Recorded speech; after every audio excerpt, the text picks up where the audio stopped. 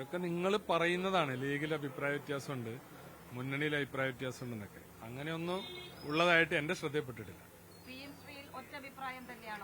അല്ല, PM ശ്രീയെ സംബന്ധിച്ച് ആ പദ്ധതിയെ സംബന്ധിച്ചൊക്കെയുള്ള ലീഗിന്റെയും കോൺഗ്രസിന്റെയും UDFന്റെയും ഒക്കെ നിലപാടുകൾ വളരെ വ്യക്തമാണല്ലോ.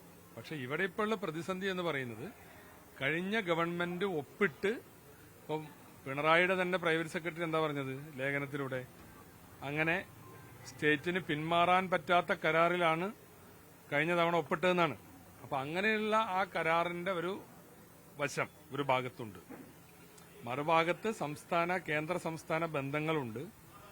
ഒരുപാട് പദ്ധതികളിൽ കേന്ദ്രവും സംസ്ഥാനവും തമ്മിൽ പിന്നെ അതിന്റെ നടത്തിപ്പുമായി ബന്ധപ്പെട്ട റേഷ്യോ ഉണ്ട് 60-40. അപ്പൊ അതിലൊരു പദ്ധതിയാണ് ഇത്, വിദ്യാഭ്യാസ രംഗത്തുള്ള ഒരു പദ്ധതിയാണിത്. അപ്പൊ അതൊക്കെ പരിഗണിച്ച് വേണം ഇതിന്റെ അടുത്ത ഒരു സ്റ്റെപ്പിലേക്ക് കടക്കാൻ.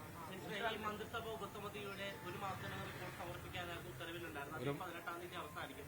ആ ഒരു പശ്ചാത്തലത്തിൽ ഇപ്പോൾ യോഗം ചേരുന്നുണ്ട്, അല്ലെങ്കിൽ അടുത്ത ക്യാബിനറ്റിലേക്ക് നേരിട്ട് റിപ്പോർട്ട് നൽകാനാണ് തീരുമാനം? അത് സംബന്ധിച്ചൊരു കാര്യങ്ങൾ ചർച്ച ചെയ്ത് രൂപമുണ്ടാക്കാം. ചെറിയ സമയവ്യത്യാസമൊന്നും ഇപ്പത്തിൽ അങ്ങനെ ഒരു പ്രശ്നമല്ലല്ലോ, അത് പരിഹരിക്കപ്പെടും.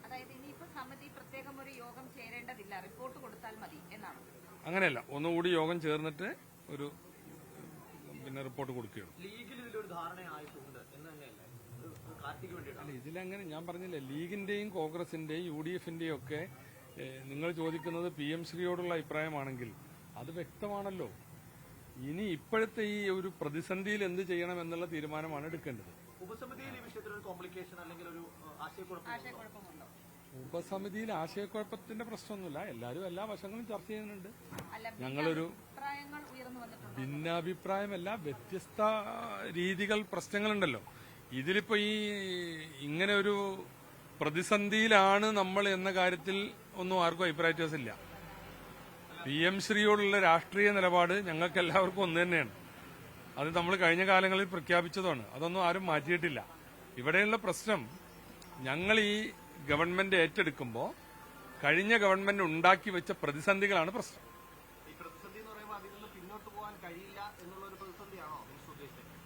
അതൊരു പ്രതിസന്ധിയാണല്ലോ.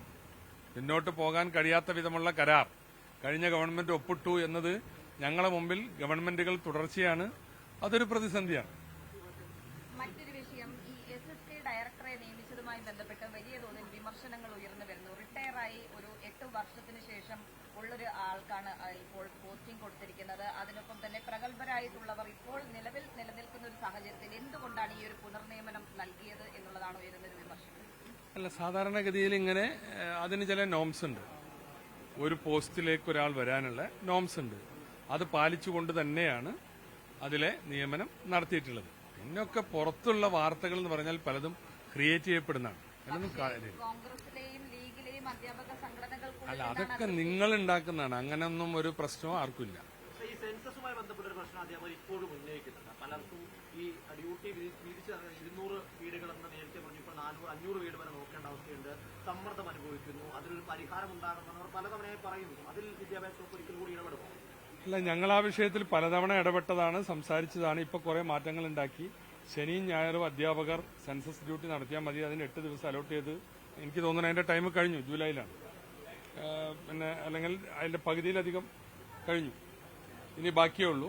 8 ദിവസമാണ്. ശനിയും ഞായറും മാത്രമേ അവർ ആ പ്രവൃത്തി ചെയ്യേണ്ടതുള്ളൂ. ബാക്കി അടുത്ത വർക്ക് വരുന്നത് ഫെബ്രുവരിയിലാണ്. അപ്പൊ അതിലൊന്നും ഇപ്പൊ അങ്ങനെ ഒരു പ്രതിസന്ധി ഇല്ല. പരമാവധി അധ്യാപക പക്ഷത്ത് നിന്നുകൊണ്ട് തന്നെയാണ് ഞങ്ങളൊക്കെ സംസാരിച്ചത്. പക്ഷേ ഇത് നമ്മുടെ രാജ്യത്താകെ നടക്കുന്ന ഒരു സംഗതിയാണ് സെൻസസ് എന്നുള്ളത്. അപ്പൊ നടത്തി കൊടുക്കണല്ലോ. LP സ്കൂൾ റാങ്ക് ലിസ്റ്റിൽപ്പെട്ട ഉദ്യോഗാർത്ഥികൾ സമരം ചെയ്യണം. അവരുടെ 10ാം ദിനമാണ് ഇന്ന് സമരം ചെയ്യുന്നത്. ഇന്നലെയും അവർ അങ്ങേ നേരിട്ട് വന്ന് കണ്ടിരുന്നു എന്നതാണ് നമുക്ക് ലഭിച്ച വിവരം. അതിൽ അനുഭാവപൂർവ്വം അവരെ പരിഗണിക്കുന്നില്ല, ഒരു ചർച്ചയ്ക്ക് വിദ്യാഭ്യാസ വകുപ്പ് തയ്യാറാകുന്നില്ല എന്നൊരു പരാതി അവർ വലിയ തോതിൽ ഉന്നയിക്കുന്നുണ്ട്. ഇന്നും അവർ മുട്ടുകുത്തി പ്രതിഷേധിക്കാൻ തയ്യാറെടുക്കുകയാണ്. അതിൽ ഇടപെടേണ്ടതല്ലേ? ഒരു മനുഷ്യത്വ അവരുടെ സമരത്തോട് നല്ല അനുഭാവം തന്നെയാണ് ഞങ്ങൾക്കുള്ളത്. അവർ പറയുന്ന കാര്യമൊന്നും പിന്നെ നമ്മൾ പരിഗണിക്കേണ്ട വിഷയമാണ്. പക്ഷേ ഇവിടെ ഗവൺമെന്റിന്റെ മുമ്പിലുള്ള പ്രശ്നം, കഴിഞ്ഞ കാലങ്ങളിൽ ഒരുപാട് റാങ്ക് ലിസ്റ്റുകൾ ഒരു കുട്ടിയെപ്പോലും അപ്പോയിന്റ് ചെയ്യാതെ, ഒരാൾക്ക് പോലും നിയമനം കൊടുക്കാതെ അസ്തമിച്ചു പോയിട്ടുണ്ട്. അതിനൊന്നും ഞങ്ങളല്ല ഉത്തരവാദി. ഇപ്പോ പിന്നെ കുട്ടികൾ കുറയുന്നു എന്നുള്ളതൊരു വിഷയമാണ്. ഇപ്പോൾ ഈ വർഷം 1 ലക്ഷത്തോളം കുട്ടികൾ കുറഞ്ഞിട്ടുണ്ട് പൊതുവിദ്യാഭ്യാസ രംഗത്ത്. ഞങ്ങളെ ഗവൺമെന്റ് വന്ന് 10 ദിവസത്തിനുള്ളിലാണ്, അല്ലെങ്കിൽ ആ സമയത്ത് നടക്കുന്ന അഡ്മിഷനാണ്. അപ്പോൾ അതിനൊന്നും അങ്ങനെ കാണേണ്ടതില്ല. ഞാനും അങ്ങനെ കാണുന്നില്ല. വേറെ ജനന നിരക്കുമൊക്കെ ആയിട്ട് ബന്ധപ്പെട്ട പ്രശ്നങ്ങൾ ഉണ്ടാവും. പക്ഷേ ഈ വർഷം ഞങ്ങൾ ഇപ്പോൾ അധികാരം ഏറ്റെടുക്കുന്ന ഈ സമയത്ത് 1 ലക്ഷത്തോളം കുട്ടികൾ പൊതുവിദ്യാഭ്യാസ രംഗത്ത് കുറവ് വന്നിട്ടുണ്ട്. അത് ജനന നിരക്കിലുള്ള കുറവ് കൊണ്ട് മാത്രമായിക്കൊള്ളണമെന്നില്ല, വേറെ ഘടകങ്ങളുണ്ടാകാം. അപ്പോൾ അതിന്റെയൊക്കെ ഭാഗമായിട്ട് പോസ്റ്റ് നഷ്ടപ്പെടുന്ന പ്രശ്നങ്ങളൊക്കെ ഉണ്ട്. അതും ഗവൺമെന്റ് അഡ്രസ് ചെയ്യപ്പെടേണ്ടതല്ലേ? പുറത്തു നിൽക്കുന്ന റാങ്ക് ലിസ്റ്റിൽ പുറത്തു നിൽക്കുന്ന ആളുകൾക്ക് ജോലി കിട്ടണം, തർക്കമില്ല. വളരെ കഷ്ടപ്പെട്ട് പഠിച്ച് അവരെഴുതി നേടിയിട്ടുള്ള ഒരു സംഗതിയാണ്. അതിൽ നിന്ന് ഒരാളെ പോലും, 1ാം റാങ്കുകാരനെ പോലും നിയമിക്കാതിരിക്കുന്നു എന്നുള്ളത് വളരെ വേദനാജനകമാണ്. പക്ഷേ നിയമനം കിട്ടിയ ആളുകൾക്ക് പോസ്റ്റ് നഷ്ടപ്പെടുമ്പോൾ അവരോട് പുറത്തു പോകാൻ വരാൻ പറ്റില്ലല്ലോ. അവരെയും പ്രൊട്ടക്ട് ചെയ്യപ്പെടേണ്ടതാണ്. ഈ 2 വിഷയവും ഒരുപോലെ പരിഗണിക്കാനാണ് ഗവൺമെന്റ് ഉദ്ദേശിക്കുന്നത്.